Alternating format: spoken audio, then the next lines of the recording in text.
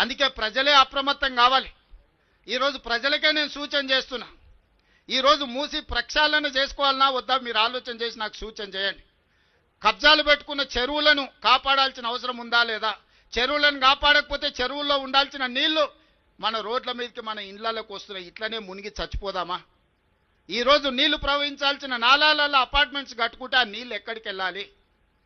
ఈరోజు వాటిని కాపాడితే ప్రకృతిని కాపాడిన వాళ్ళమైతాం, ఎన్విరాన్మెంట్ని మనము కాపాడిన వాళ్ళమైతాం.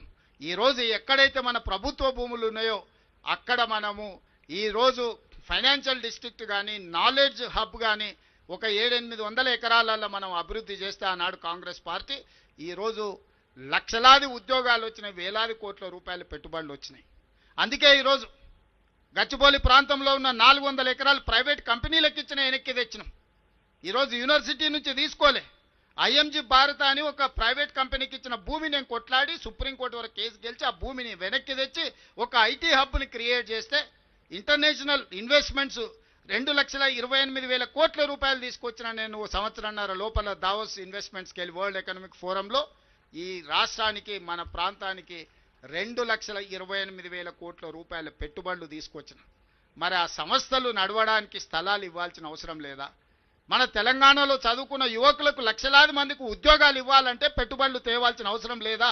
ఇవాళ ఐటీ రంగంలో లక్షలాది మంది పనిచేస్తారు. ఐటీ నిపుణులే కాదు, డ్రైవర్లు పనిచేస్తలేరా? వాళ్ళ దగ్గర పనిచేసే వాళ్ళు చేస్తలేరా? ఎంత పరోక్షంగా మనం సపోర్ట్ చేస్తున్నాం. ఇవాళ Ola, Uber, taxi, hotels, restaurants, చిన్న చిన్న టీ బండి కొట్టు నుంచి మొదలు పెడితే ఐటీ ప్రొఫెషనల్ వరకు ఈ పెట్టుబడులు రావడం వల్ల ఈరోజు బతుకుతున్నారు.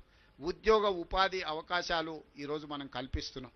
400 ఎకరాలలో 1,00,000 ఉద్యోగాలు వచ్చి దాదాపుగా 50,000 కోట్ల రూపాయల పెట్టుబడులతోని ఈరోజు మనం అభివృద్ధి చేయాలనుకుంటే దాన్ని అడ్డుకుంటారు.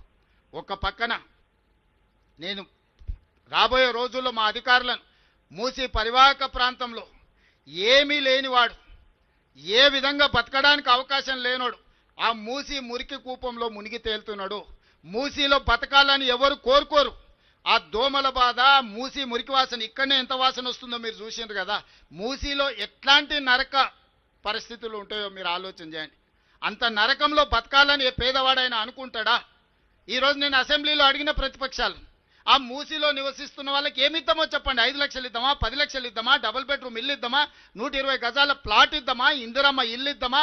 ప్రభుత్వం నుంచి ఒక 10,000 కోట్లు మూసిలో మురికిలో బతుకుతున్న పేదవాళ్ళకు ఒక మంచి జీవితాన్ని నుంచి ఒక మంచి వాళ్ళ పిల్లలకు మంచి పాఠశాలలు ఇచ్చి వాళ్ళకి చదువుకోవడానికి వసతులు ఇచ్చి వాళ్ళకు ఉద్యోగ ఉపాధి అవకాశాలు కల్పిద్దాం, కలిసి రండి అంటే రారు. మీరు అక్కడి నుంచి వాళ్ళని తరలించొద్దంటారు. మీరేమో జూబ్లీ హిల్స్, బంజారా హిల్స్లు, జన్వాడల లేకపోతే ఎర్రవల్లి ఫామ్ హౌజులలో విశాలమైన భవంతులలో మీరు ఏమో బతుకుతారు. వాళ్ళు మాత్రం మూసీలనే ఆ మురికిలోనే మునిగి చావాలనా అని నేను అడ్డుకునే వాళ్ళని. ఇవాళ నరేంద్ర మోడీ గారు సబర్మతి రివర్ ఫ్రంట్ గుజరాత్లో కట్టుకుంటాడు. ఢిల్లీ బీజేపీ ప్రభుత్వం యమునా నది రివర్ ఫ్రంట్ కట్టుకుంటుంది ఢిల్లీలో. యోగి ఉత్తరప్రదేశ్లో గంగా నది ప్రక్షాళన చేస్తాడు. మరి తెలంగాణ ప్రజలు మూసి ప్రక్షాళన చెయ్యొద్దా? మోడీ గారు చేస్తే గొప్పెట్లా, తెలంగాణ ప్రభుత్వం చేస్తే తప్పెట్లా అని నేను అడుగుతున్నా. మీరు ఆలోచన చేయండి, ప్రజల్ని ఆలోచన చేయమంటున్నా నేను. ఇంకా రాజకీయ నాయకులు మారరు. వాళ్ళ నాయకులు చేస్తే గొప్ప, తెలంగాణ ప్రజలు చేస్తే తప్పు అనే విధానాన్ని ఈరోజు వాళ్ళు తీసుకున్నారు. అందుకే నేను ప్రజల్నే అడగదలుచుకున్నా.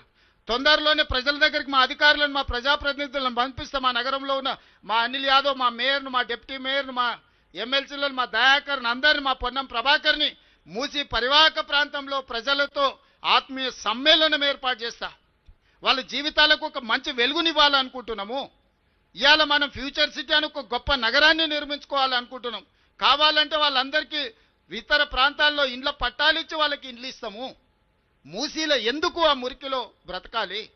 ఒకవేళ అవసరం అనుకుంటే ఆ ప్రాంతంలో ప్రతి 5 కిలోమీటర్ ఒక క్లస్టర్గా చేసి ఎక్కడ ప్రభుత్వ భూములు ఉంటే అక్కడ అపార్ట్మెంట్స్ కట్టి వాళ్ళకి ఇండ్లు ఇస్తాము. ఒక 400 ఫీటో 500 స్క్వేర్ ఫీటో కట్టిస్తే ఆ మురికిలో గుడిసేసుకొని బతుకునే కంటే కుటుంబంతో గౌరవంగా బ్రతకడానికి అవకాశం ఉంటుంది కదా.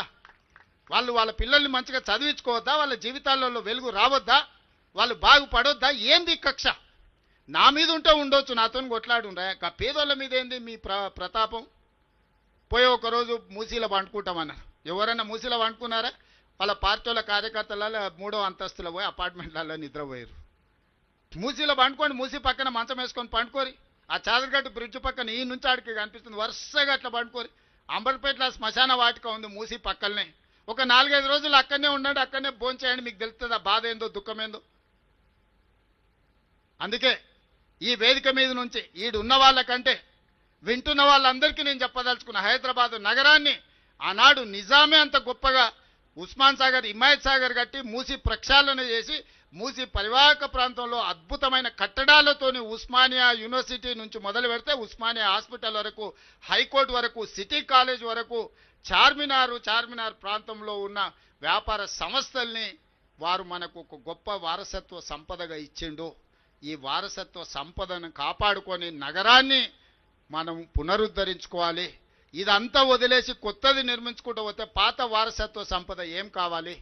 అందుకే వారసత్వ సంపదను కాపాడుకుంటూ ప్రకృతిని మనము కాపాడుకుంటూ మన నగరాన్ని అభివృద్ధి చేసుకుందాం. ఈ అభివృద్ధిలో భాగంగా హైడ్రా భాగస్వామి అవుతుంది. హైడ్రా అధికారులకు కూడా నా సూచన, మానవీయ కోణంలో మీరు వ్యవహరించాలి. పేదల పట్ల సానుభూతితో ఉండాలి, పెద్దల పట్ల కఠినంగా ఉండాలి. పెద్దల్ని మీరు ఒకే తాటి మీద కట్టకండి. పేదలను ఏదైనా అనుకోని పరిస్థితుల్లో ప్రభుత్వ భూమిలో కానీ లేకపోతే చెరువులలో కానీ నాలాలో ఉంటే వాళ్ళకి ప్రత్యామ్నాయం చూపిద్దాం. ఈ ప్రభుత్వం ఉన్నదే పేదల కోసం, మంచి పరిపాలన అందించడం కోసం.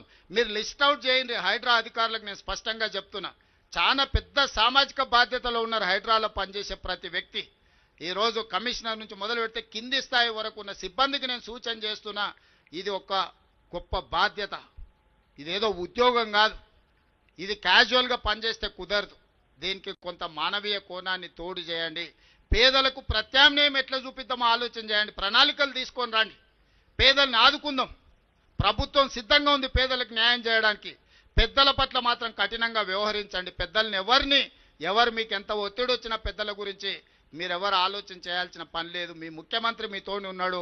కఠినంగా పెద్దల పట్ల వ్యవహరించండి. పేదల పట్ల మానవీయ కోణంలో పేదలను ఆదుకుందాం. పేదలకు ప్రత్యామ్నాయ ఏర్పాట్లు చేద్దాం. అది మూసీ నది కావచ్చు, గండిపేట చెరువు కావచ్చు, లేకపోతే నాలాలు కావచ్చు, వేటినైనా పేదలను గుర్తించండి. పేదలకు ప్రత్యామ్నాయంగా వాళ్లకు ప్రభుత్వం అన్ని వసతులను ఏర్పాటు చేస్తుంది. వాళ్ళ పిల్లల చదువులకు కానీ, వాళ్ళ వ్యాపారాలకు కానీ, లేకపోతే వాళ్ళకు ఉద్యోగ ఉపాధి అవకాశాలు కల్పించి ముందుకు వెళ్తాం. మీడియా మిత్రులకు కూడా నా విజ్ఞప్తి, ఈ నగరాన్ని కాపాడుకుంటే ప్రకృతిని మనల్ని కాపాడితే ప్రకృతి మనల్ని కాపాడుతుంది.